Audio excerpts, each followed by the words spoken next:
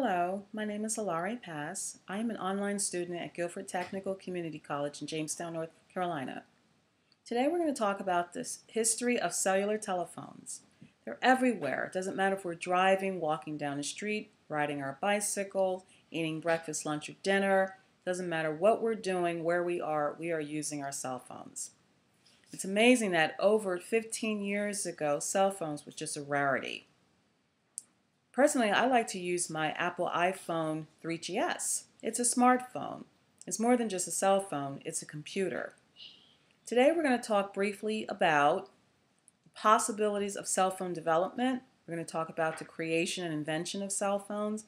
Finally, we're going to talk about the rise in popularity and the future of cell phones. But before we can go into the future, we have to go to the past. We're going to talk about a skilled chemist by the name of Michael Faraday, and in 1843 he began an exhaustive research to see if space can conduct electricity. Second, in 1865, we're going to talk about a dentist by the name of Dr. Mahlon Loomis. He was believed to be the first person to use communication via the atmosphere wirelessly. Between 1866 and 1873, he received and transmitted telegraphic messages wirelessly by using the Earth's atmosphere as a conductor. Pretty impressive during that time period.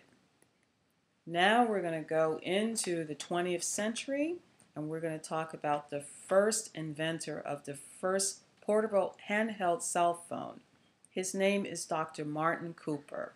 And in 1973, he invented this portable cell phone. Later that year, he set up a base in New York City, and with the prototype portable handheld cell phone, Motorola Dyna Incorporated. Formerly, he used to be a general manager in the systems division of Motorola. By 1977, cell phones go public and test trials began, with the first city in the United States, Chicago, followed by Washington, D.C. and Baltimore, Maryland, starting with only 2,000 customers. 2 years later, Japan began testing cell phone service. 1988 was the year that had many changes, technologies that was typical in the past.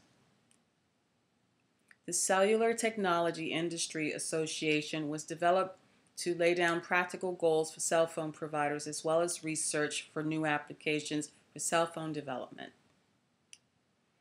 Over the years, with such a high demand, it took 37 years for cell phone services to be commercially accessible in the United States, which started out with 2,000 customers since testing began. We now have 60 million customers worldwide and counting. 25 years ago, it started out as a $3 million a year business, which has now grown to $30 billion. Today, we looked at some long history that simply started with space conducting electricity from receiving and transmitting messages using the Earth's atmosphere as a conductor, from the creation and invention of the first portable handheld cell phone to now a $30 billion business, which started only with 2,000 customers to now 60 million customers.